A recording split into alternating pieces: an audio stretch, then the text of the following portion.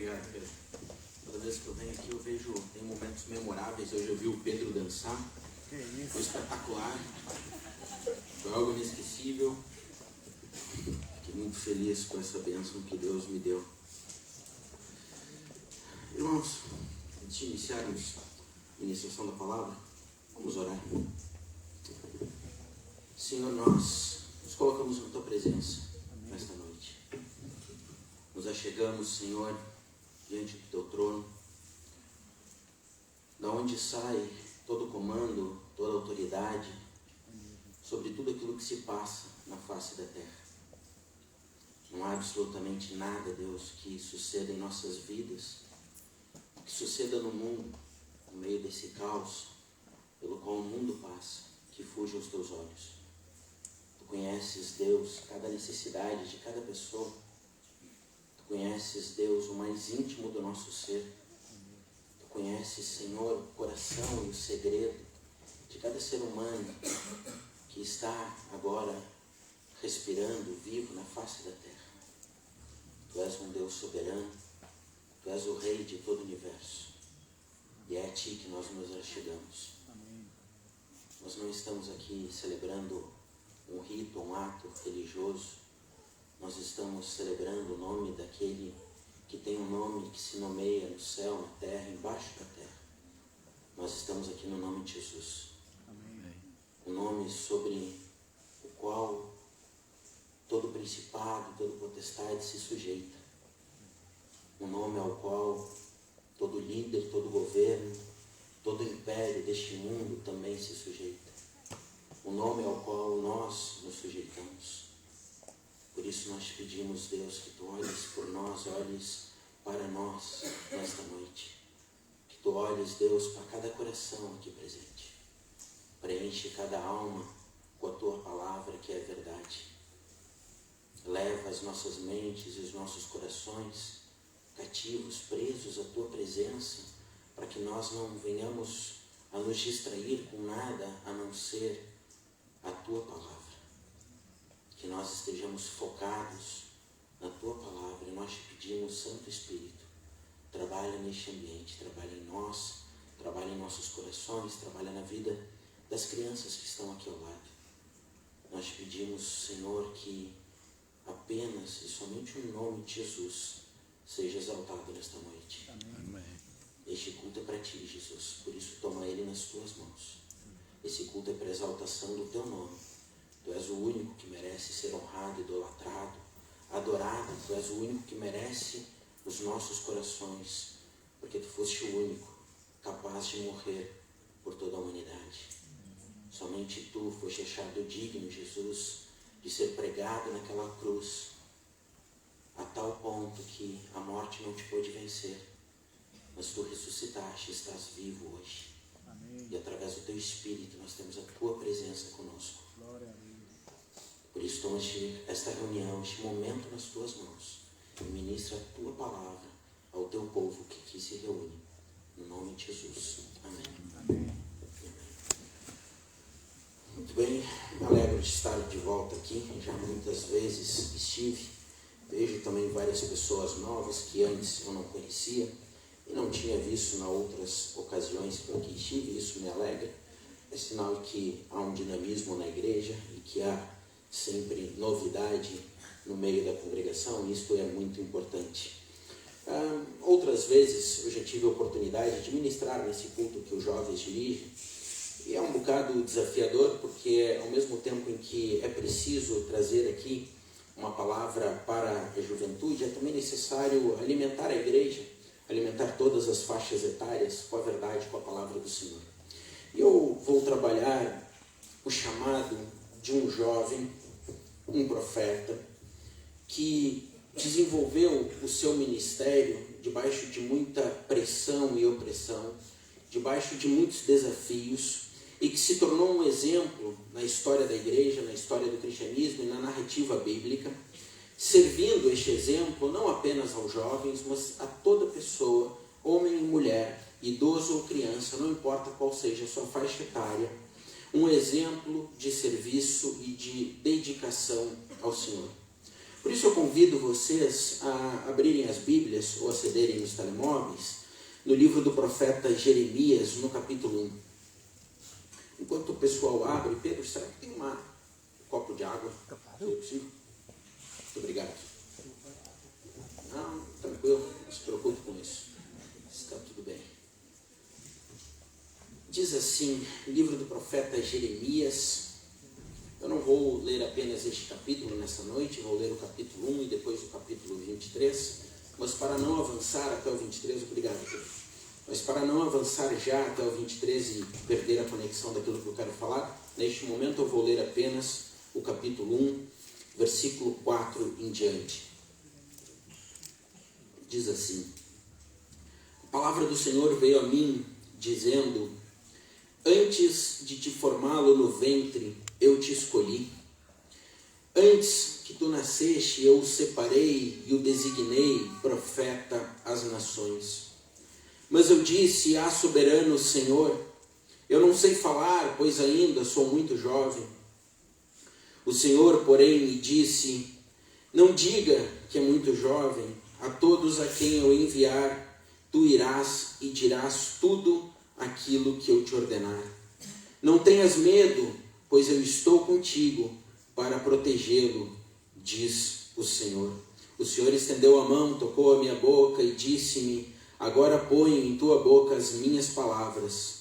Veja, eu hoje te dou autoridade sobre nações e reinos, para arrancar, despedaçar, arruinar e destruir, para edificar e para plantar. E a palavra do Senhor veio a mim: o que tu vês, Jeremias? Vejo o ramo de uma amendoeira, respondi. O Senhor me disse: viste bem, pois estou vigiando para que a minha palavra se cumpra. Até aqui. Então vamos entender um bocado.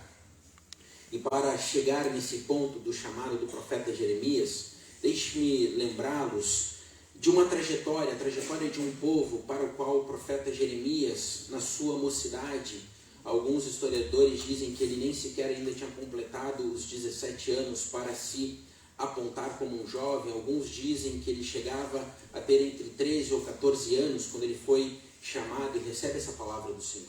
Mas ele profetiza e ele desenvolve o ministério num momento extremamente crítico. Talvez um dos momentos mais tensos de toda a história do povo de Israel. E para compreendermos isso, deixe-me fazer um panorama, um breve resgate de como se desenvolveu a trajetória desse povo. Nós olhamos para o livro de Gênesis e nós encontramos logo nos primeiros capítulos a criação dos céus e da terra. Depois a formação de todo mundo pela palavra do Senhor e depois a formação do ser humano.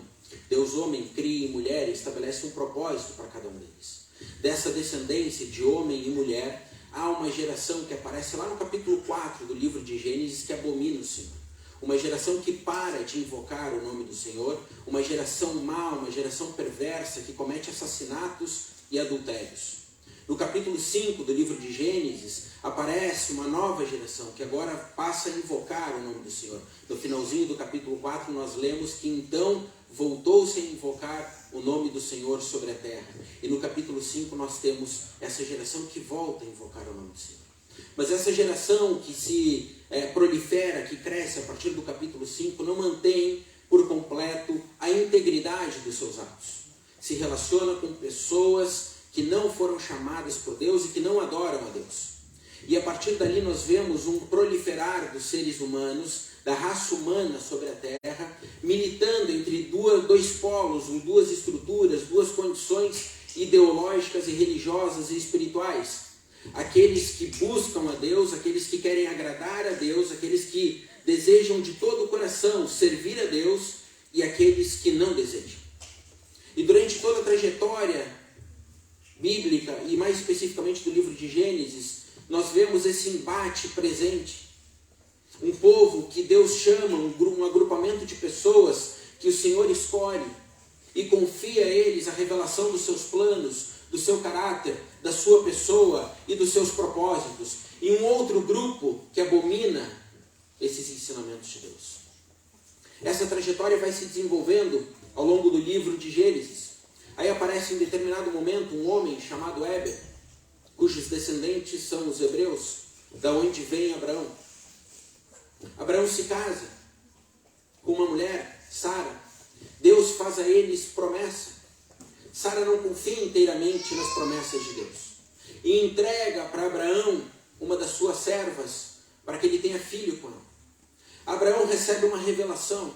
Abraão recebe a mensagem do Deus vivo e todo-poderoso. Mas, entretanto, não confia plenamente nesta mensagem, nesta promessa e na palavra deste Deus que ele segue. Ele causa um problema. Nasce um filho fora da promessa.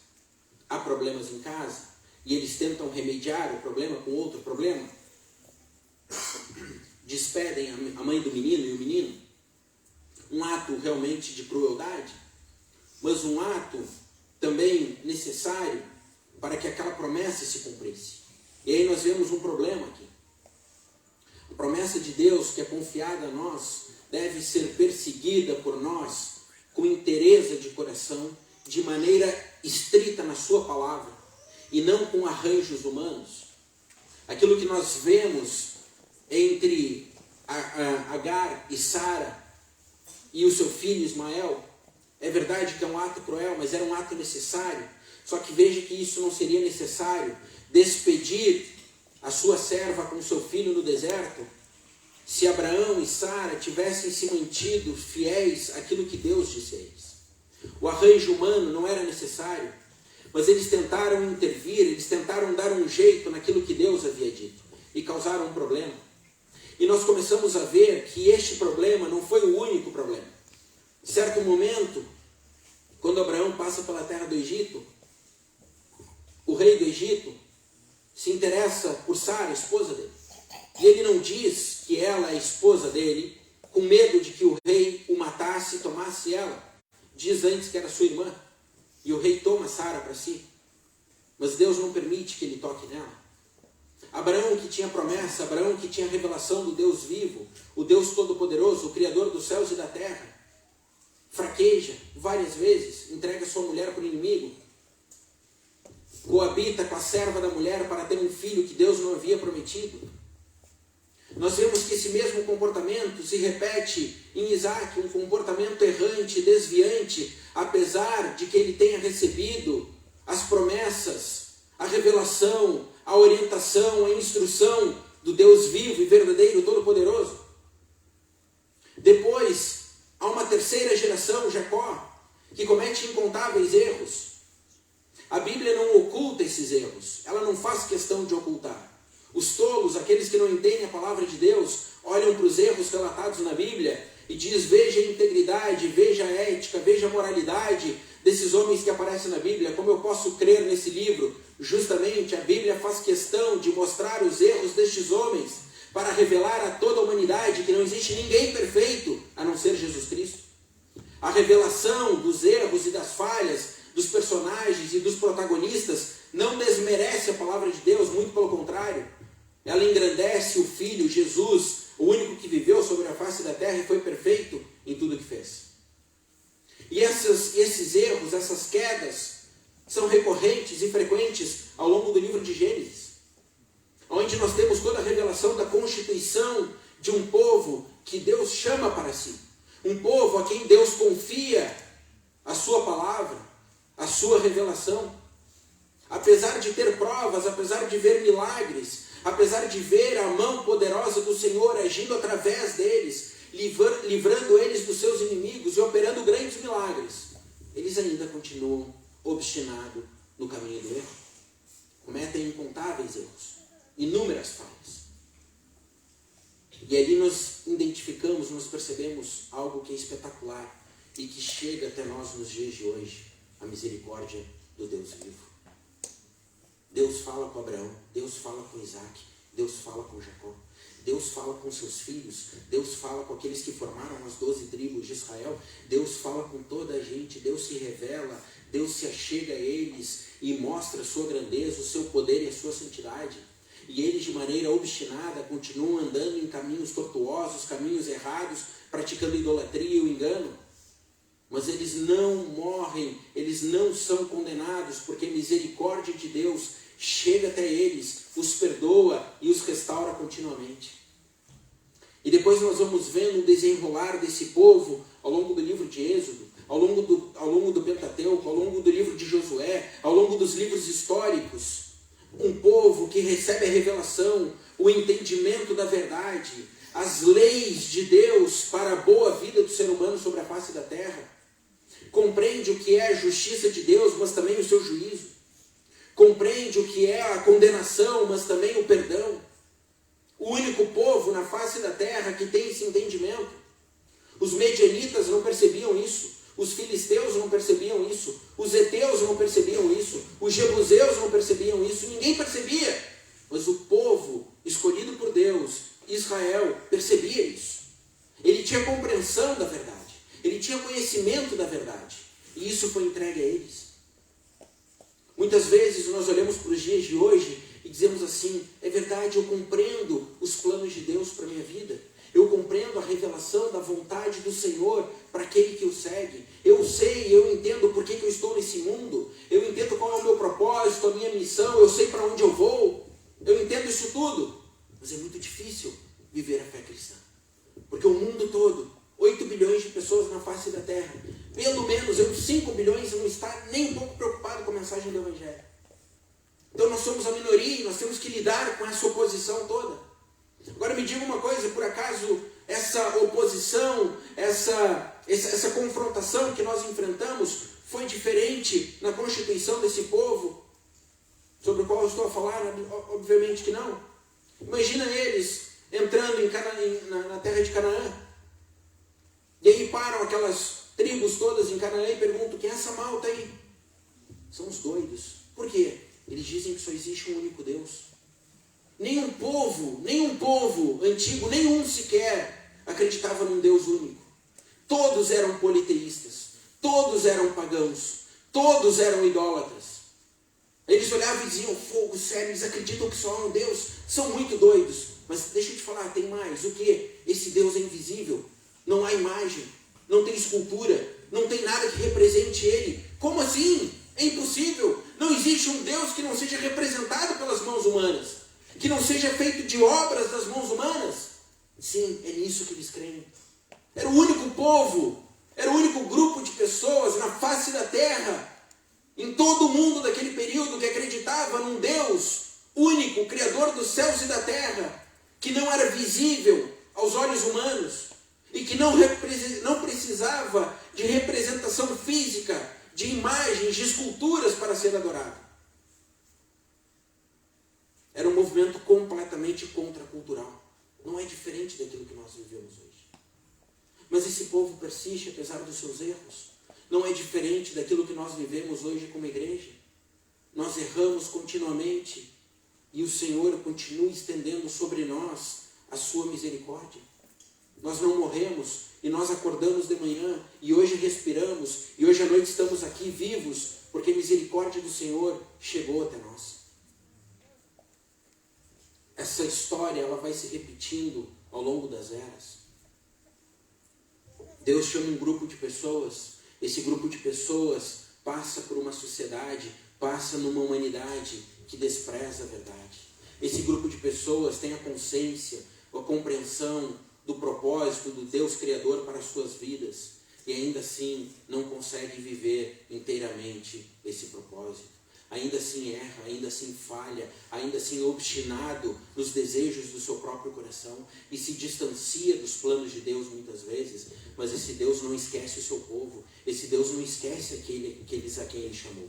E Ele sempre estende a misericórdia e traz eles para perto de si. E isso nos alcançou e é por isso que nós estamos aqui hoje. Aí agora talvez nós pudéssemos descansar, pudéssemos agora ficar relaxados e dizer assim, muito bem, se apesar de todos os meus erros, apesar de todas as minhas falhas, apesar de tudo aquilo que eu já fiz e que desagrada a Deus, e que eu ainda faço, e que eu sei que continua desagradando ao Senhor, por causa das suas misericórdias, eu vivo e eu posso então ficar tranquilo. Porque amanhã as misericórdias dele me alcançarão de novo. E depois de amanhã, de novo. E se depois de amanhã eu errar, de novo as misericórdias dele chegarão até mim. Mas vejam, meus irmãos, isso de fato é uma bênção que o Senhor estende a nós. Porque se nós fôssemos tratados segundo aquilo que nós realmente merecêssemos, não haveria fôlego de vida em nossos pulmões. Não haveria ar que nos mantivesse de pé. Porque nós éramos merecedores da sentença do juízo de Deus. Mas vejam bem, ainda que essas palavras sejam palavras de esperança para nós, elas também precisam ser palavras de alerta para nós. Por quê? Porque as Escrituras vão nos revelar, segundo o apóstolo Paulo escreve aos Romanos, segundo o apóstolo João escreve no livro de Apocalipse, segundo nós vemos também sobre a paciência de Deus no livro de Gênesis, que há um tempo da paciência de Deus para com o pecado do ser humano. Esse Deus que ama é um Deus justo. Esse Deus que perdoa é um Deus que precisa exercer juízo. Esse Deus que traz até nós a sua misericórdia para que nós não morramos nos nossos pecados. É um Deus que nos cobrará por todo o ato, toda decisão, toda escolha, toda palavra, tudo aquilo que nós fizermos. E nós temos que nos lembrar disso, porque isso é um princípio, é um fundamento bíblico. E se a palavra de Deus ela é verdade, e ela é verdade, ela é inerrante, e ela é eterna, tudo aquilo que ela ensina, tudo aquilo que ela diz, tem que ser considerado, tem que ser analisado e ponderado por aqueles que amam a Deus. Então eu não posso descansar e relaxar apenas nas misericórdias do Senhor. Eu tenho que olhar o outro lado. E o outro lado vai me dizer que a paciência de Deus para com o pecado, para com o erro, chega num momento em que ela esgota. E ela esgotou aqui com Israel. Se nós voltarmos para o profeta Jeremias, no capítulo 23, mesmo livro que eu li, agora capítulo 23, a partir do versículo 9, diz assim: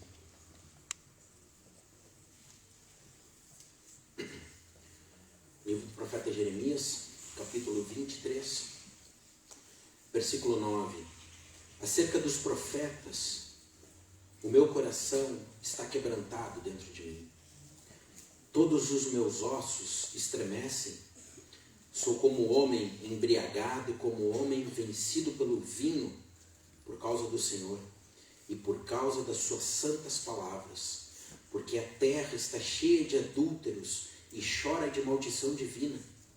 Os pastos do deserto se secam, pois a carreira dos adúlteros é má e a sua força não é reta. Estão contaminados tanto o profeta como o sacerdote. Até na minha casa achei a sua maldade, diz o Senhor. Portanto, o caminho deles será como lugares escorregadios na escuridão. Serão empurrados e cairão nele, porque trarei sobre eles calamidade, o ano mesmo em que os castigarei, diz o Senhor. Nos profetas de Samaria bem vi eu loucura. Profetizavam da parte de Baal e faziam errar o meu povo de Israel. Mas nos profetas de Jerusalém vejo coisa horrenda. Cometem adultérios, andam com falsidade e fortalecem as mãos dos malfeitores para que não se convertam cada um da sua maldade. Todos eles se tornaram para mim como Sodoma e os moradores de Jerusalém como Gomorra. Portanto, assim diz o Senhor dos Exércitos acerca dos profetas: eis que os alimentarei com absinto e lhes darei a beber água venenosa, porque dos profetas de Jerusalém se derramou a impiedade sobre toda a terra. Assim diz o Senhor dos Exércitos, não deis ouvido às palavras dos profetas que entre vós profetizam e vos enchem de vãs esperanças, falam as visões do seu coração, não o que vem da boca do Senhor. Dizem continuamente aos que me desprezam: o Senhor disse, paz terei, e a qualquer que anda segundo a dureza do seu coração dizem, não virá sobre vós o mal. Eu já continuo essa leitura, mas vamos só entender um pouquinho esse contexto. Veja bem, Deus agora está dizendo o seguinte: olha, através do profeta Jeremias, aquele jovem que foi chamado para profetizar a esse povo que se constitui lá no livro de Gênesis, que erra continuamente, que cai, mas cujas misericórdias do Senhor os levantam e os fazem entrar em terra de grande oposição, de grande adversidade. Eles precisam peregrinar entre os cananeus, haviam lá 9, 10, 11 povos, tribos diferentes com as quais eles precisam lutar, se estabelecer naquela terra, muito difícil é a missão que Deus atribui a eles. E pela boa mão do Senhor, eles conseguem avançar nessa missão.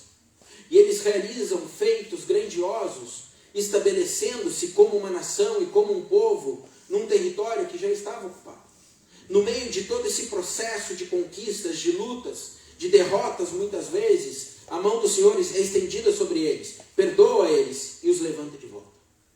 Mas chega uma altura, lá pelo ano 600, 620, 630, em que a paciência de Deus com esse povo se esgota. E Deus levanta um grande império chamado Babilônia e manda esse império contra as terras de Israel.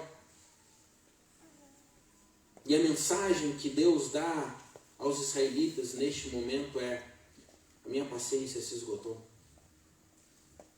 Agora vocês serão levados para o cativeiro, irão como escravos para a Babilônia, e não há mais voltas a dar. Mas, Senhor, nós nos arrependemos. É verdade, eu aceito o perdão. Eu aceito o arrependimento e estendo a vocês o perdão. Mas vocês vão para o cativeiro. A minha paciência se esgotou.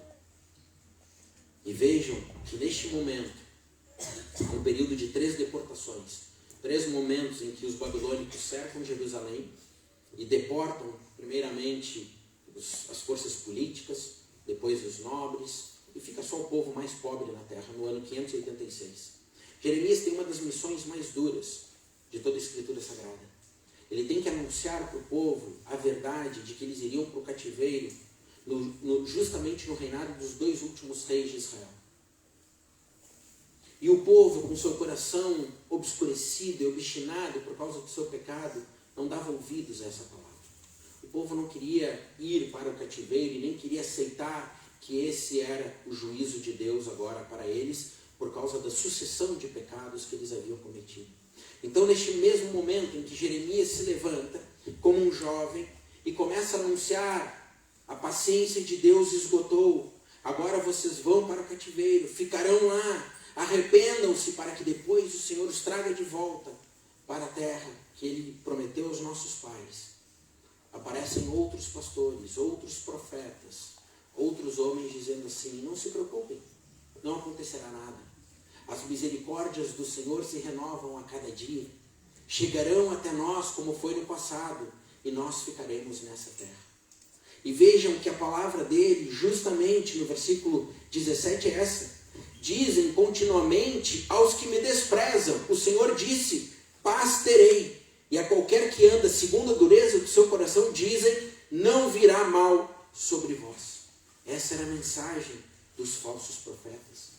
Os falsos profetas, ao invés de ajudarem o povo ao arrependimento e a mudarem de vida, estavam como que anestesiando o povo no seu pecado. A mensagem deles era tal que o povo se acomodava no seu pecado e dizia: muito bem, já que essa mensagem desses profetas, de que nada sucederá, de que mal nenhum chegará a nós, então vamos continuar vivendo a vida que nós estamos vivendo.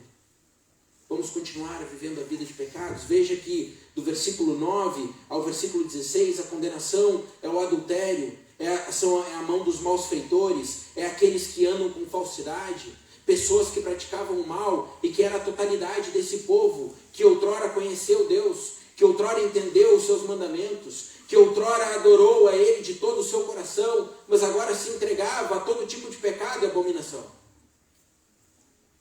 E aí Deus manda um aviso para aquele povo: arrependam-se, o meu juízo já foi estabelecido, vocês vão para o cativeiro, mas há tempo de salvação das vossas almas, arrependam-se, porque eu ainda posso trazê-los de volta para a terra que eu prometi. E aí levantam falsos pastores, competindo com Jeremias, dizendo: não, essa não é a palavra de Deus. A palavra de Deus é: nada vos acontecerá. Fiquem tranquilos, sigam a vida, façam aquilo que vocês fazem. E Deus, aqui nesse capítulo, versículo 23, traz uma palavra de condenação aos falsos profetas e àqueles que seguiam a palavra dos falsos profetas. Me digam se esse processo não é cíclico na história do povo de Deus. Nós estamos vendo exatamente nesse momento uma guerra que está perdendo o controle na Europa do Leste. Nós estamos vendo 2 grandes impérios ameaçando algumas regiões que são polos centrais do desenvolvimento tecnológico do mundo. Nós contemplamos agora um terremoto gigantesco que assolou um país. O mundo está ficando descontrolado.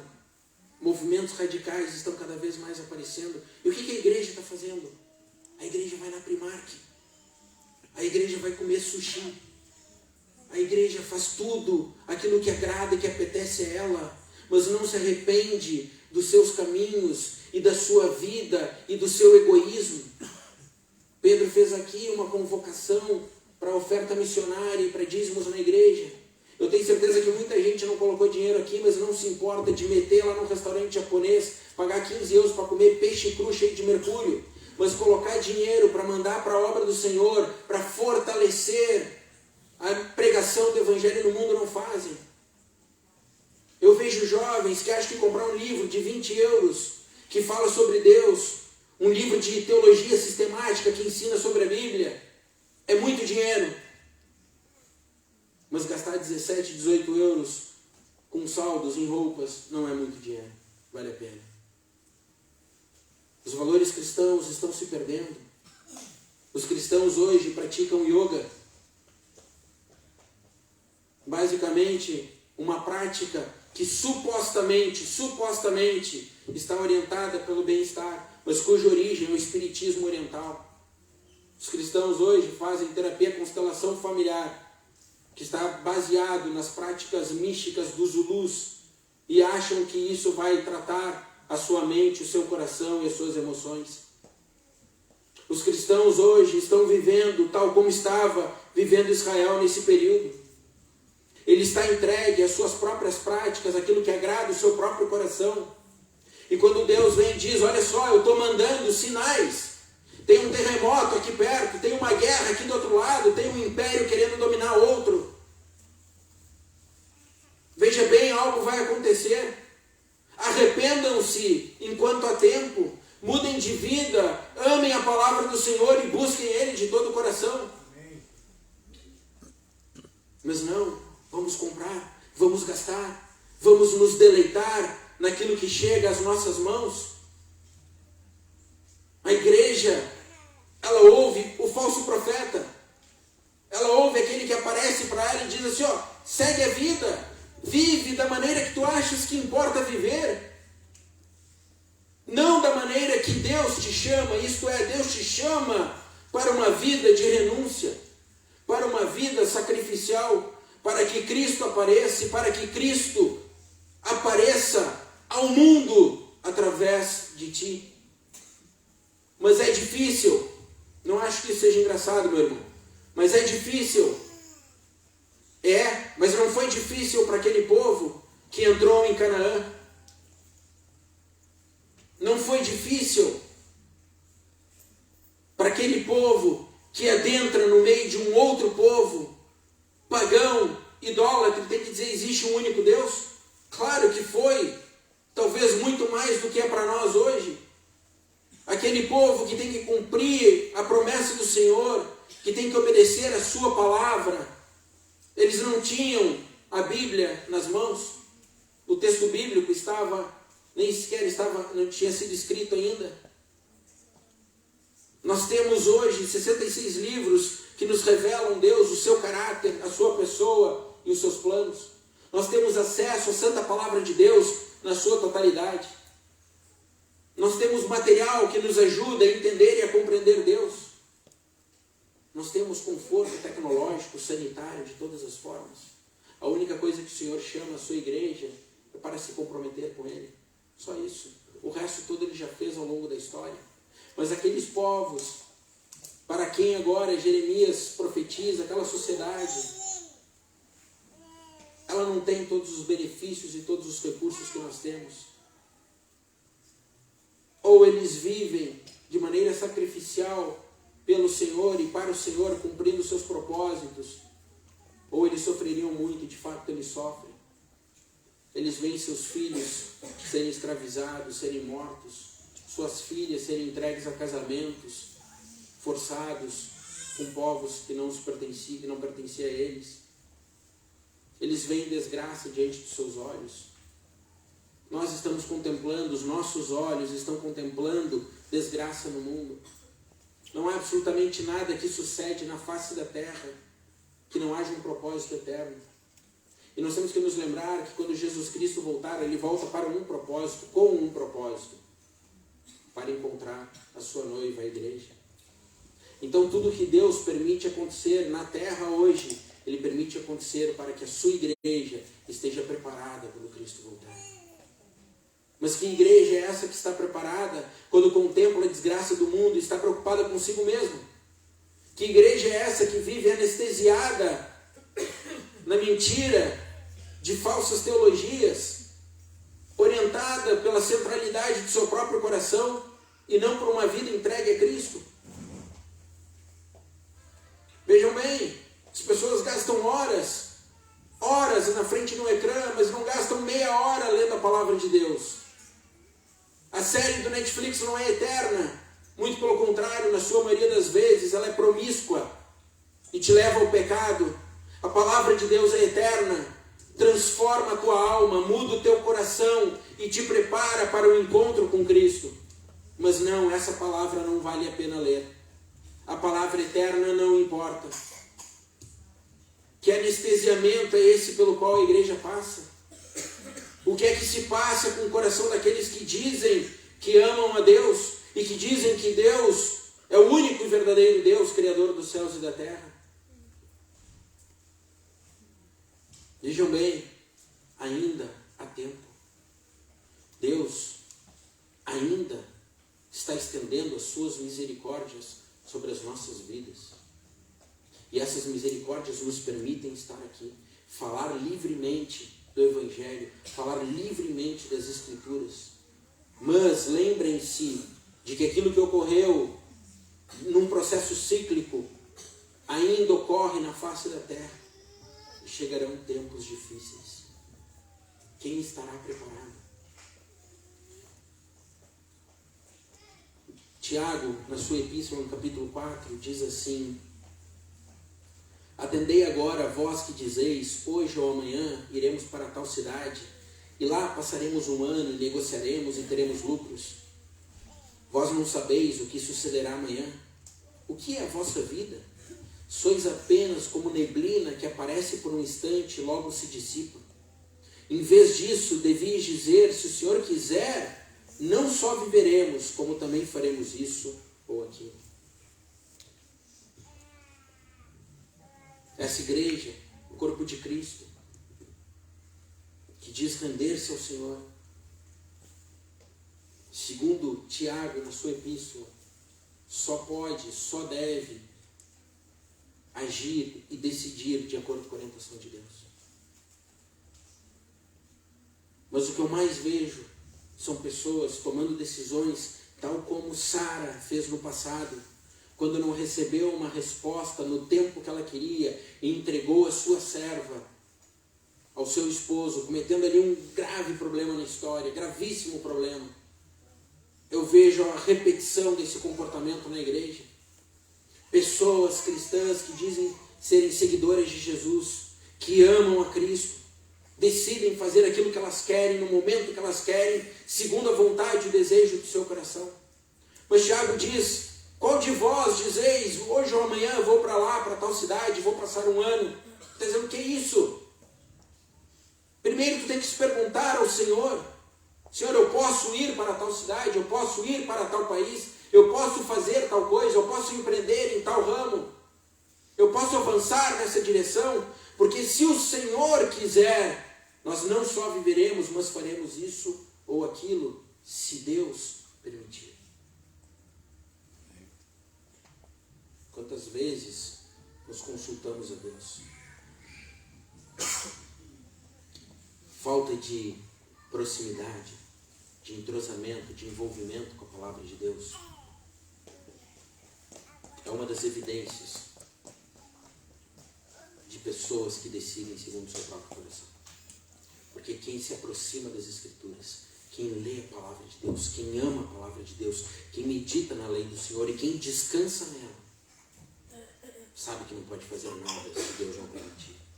E se qualquer coisa que eu faça, eu preciso da orientação, da permissão de Deus, eu jamais tenho a coragem sequer de empreender algo ou de fazer algo sem antes consultar a Deus.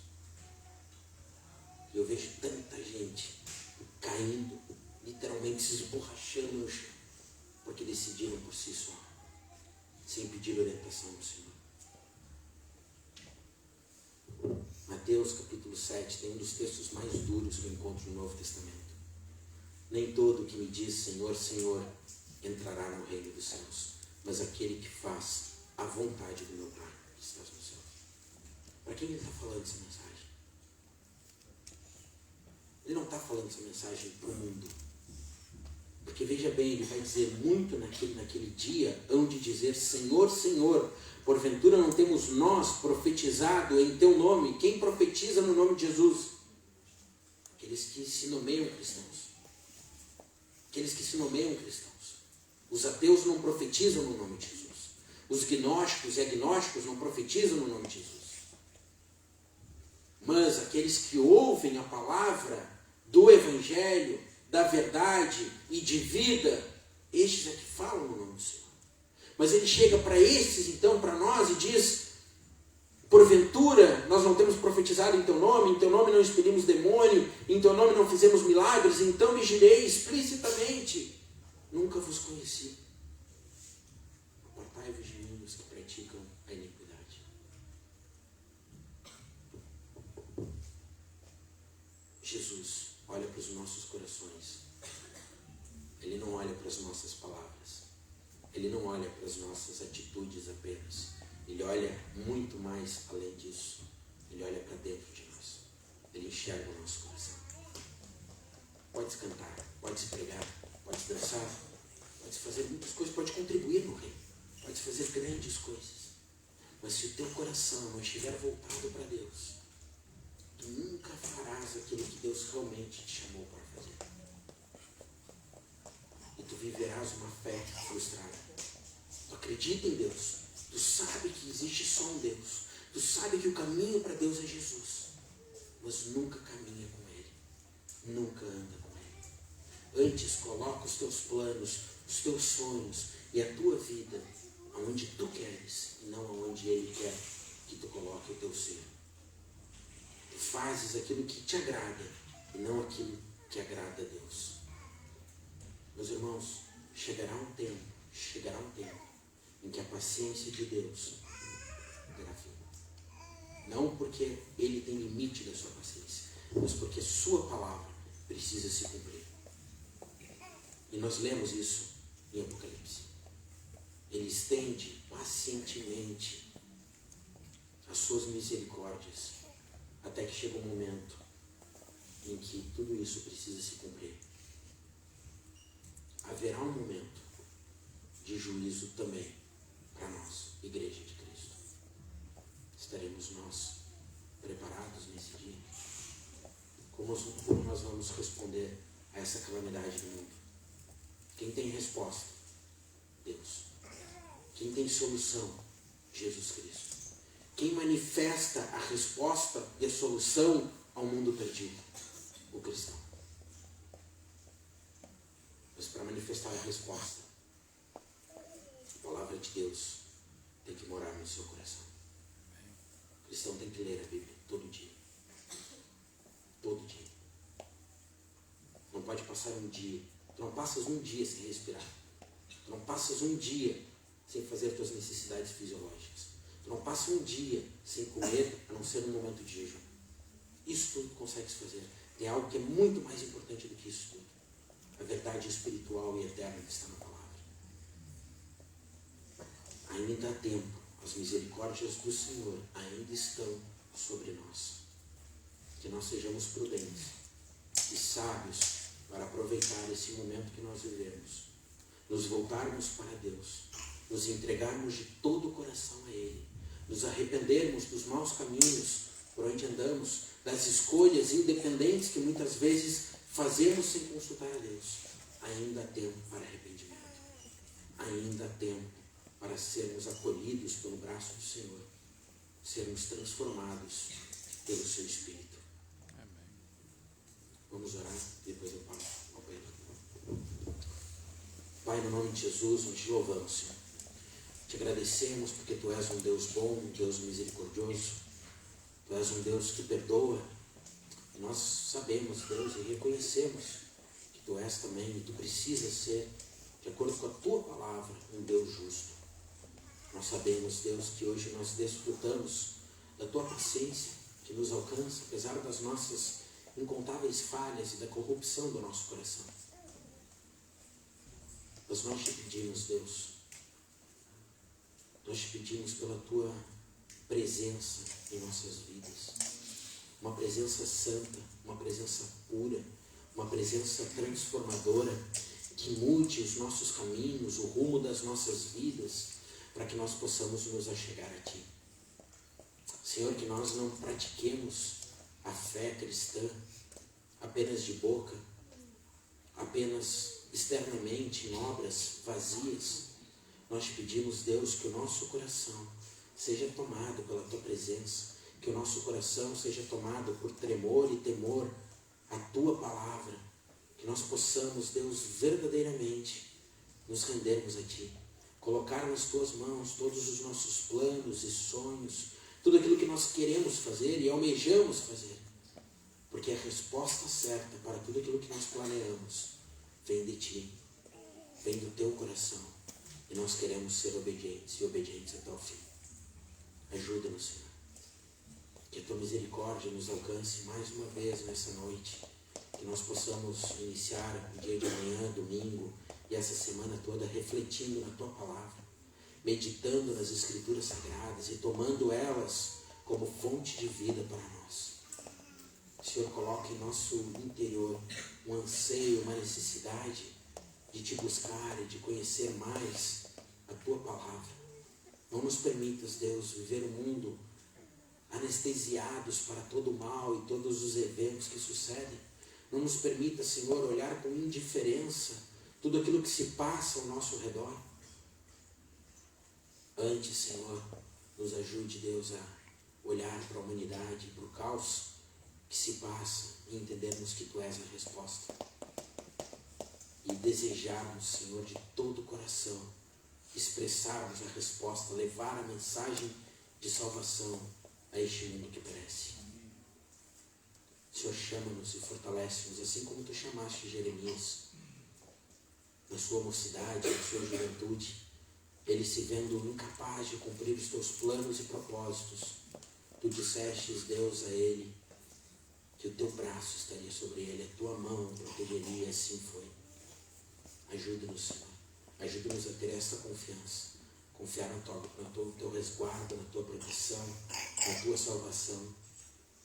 E termos, Deus, amor pelo Evangelho, amor por Ti, a fim de cumprirmos, Senhor, os Teus propósitos para cada um de nós.